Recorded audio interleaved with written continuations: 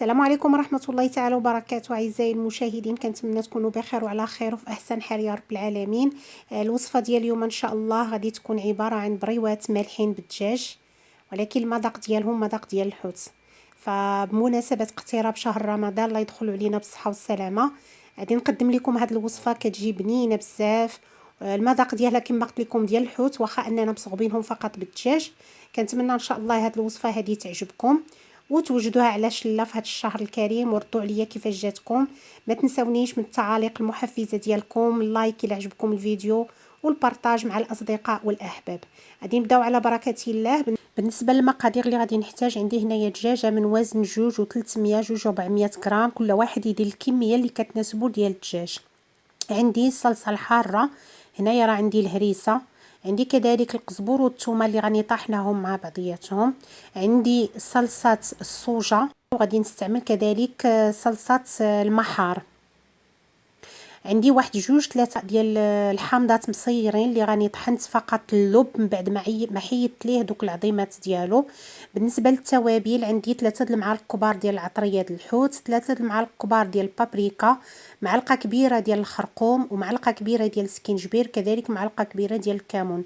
بالنسبه للملح ما غاديش نضيف، لان مجموعه العناصر عندي مالحين، فما غاديش نضيف الملحه. غادي نبداو على بركه الله. غادي نوضع واحد 2 حتى 3 المعالق ديال الهريسه.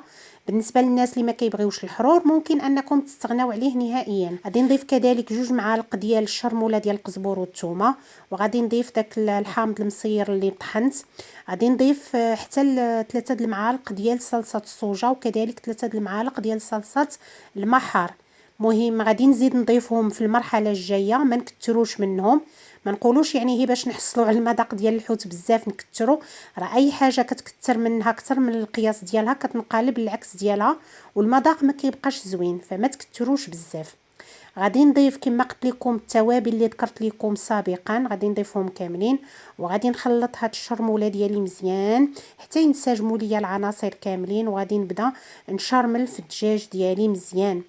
المهم هانتوما كما كتشوفوا راني كنثقب فيه باش ديك الشرموله تدخل ليا مزيان. حنا الغرض ديالنا اننا نشرملوا هاد الدجاج ديالنا مزيان، باش العناصر اللي درنا من صلصه المحار ولا كذلك صلصه الصوجه ولا التوابل اللي درنا كاملين يتشربوا، ديك العطريه ديال الحوت كذلك تدخل في داك اللحم ويتنسم بها مزيان هكا، باش نحيدوا المذاق ديال الدجاج ويغلب علينا فقط المذاق ديال الحوت. انا كنشرملو مزيان كما كتشوفوا. دوك الفخيضات حتى هما كندخل ديك الشرموله ما بين الجليده، نحيدوا الجلده وندخلوا مزيان ديك الشرموله باش هكا يتشرب لينا مزيان داك الدجاج. المهم بالنسبه لي انا غادي كنشرملو هذه الوقيته ديال العشيه، لانني غادي نشرملو وغادي نخليه في الثلاجه يبات ليله كامله حتى الغدا ان شاء الله. عاد غادي نكمل معكم باقي الوصفه. المهم بالنسبه للسيدات اللي بغات توجد الوصفه في نفس النهار، حاولوا يعني ديروا هذا الشيء بالصباح وتخليوه هذا الدجاج يتشرب على الاقل واحد 3 ديال السوايع، لان الغرض ديالنا انه يتشرب هذا الشرموله مزيان باش نحصلوا على المذاق اللي بغينا. غادي نغطي الدجاج ديالي كما كتشوفوا بالسلوفان، وغادي ندخلو للثلاجه وحتى الغدا ان شاء الله. عاد غادي نكمل انا الوصفه، نتلاقى معكم ان شاء الله من بعد ما بات الدجاج ديالي ليله كامله وهو في ديك الشرموله. غادي ندوز دابا ان شاء الله غادي نطيبو. غادي ناخذ واحد الطنجره وغادي نوضع فيها تقريبا واحد 4 البصلات كبار اللي غادي طحناهم، وغادي نوضع فوق منهم الدجاج. ديك الشرموله كامله واللي بقات ليا في الاناء حتى هي غادي نضيفها. غادي نضيف فقط واحد 2 معلقات كبار ديال الماء باش نهبط بهم ديك الشرموله. انا هاد الدجاج هذا ما غاديش نضيف فيه نهائيا الماء، غادي يطيب هي في ديك الشرموله وديك البصله. غادي نوضعو فوق النار وغادي نبدا نقلب فيه. المهم تقريبا واحد 10 ديال الدقائق حتى يتشرب ليا ديك الشرموله مزيان. وعاد غادي نضيف من بعد واحد الكاس الا ربع ديال الزيت، وغادي نغطيه وغادي نخليه كيطيب مره مره. غادي نقلبو بطبيعه الحال يكون على نار اللي تكون مهيله، لان حنايا على ديك البصيله فما خصناش نجهدوا عليه العافيه.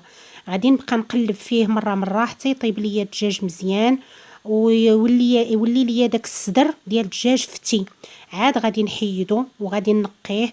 غادي نحيد له داك الجليده ودوك البقايا اللي كيكونوا فيه ما صالحينش كلهم غادي نحيدهم.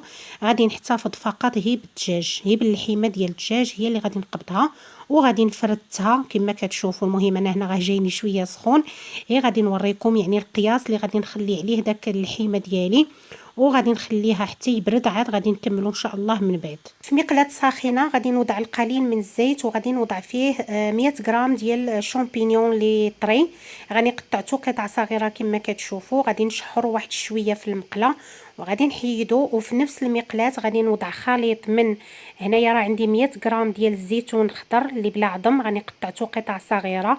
وخديت 100 غرام ديال الكورنيشون حتى هو يعني داك الخيار المخلل، حتى هو قطعته قطع صغيره. ودوك 3 الحامضات اللي كنت حيدت ليهم اللب ديالهم حتى هما قبضت ديك القشره اللي بقات لي وقطعتهم حتى هما قطع صغيره كما كتشوفوا. غادي نحك واحد 2 ضروسه ديال الثومه، وغادي نضيف معلقه ديال القزبور اللي كنت ديجا طاحناه، وغادي نضيف معلقه ديال الهريسه. بالنسبه للحرور كما قلت لكم اللي ما بغاش يضيفوا ممكن انكم تستغناو عليه. غادي نضيف كذلك واحد شويه ديال المعدنوس طري، غادي نضيف معلقه كبيره ديال صلصه المحار ومعلقه كبيره ديال الصوجه. وغادي نخلي هذا الخليط هذا كيتشحر ليا مزيان حتى يهبط ليا، عاد غادي نحيدو فوق النار.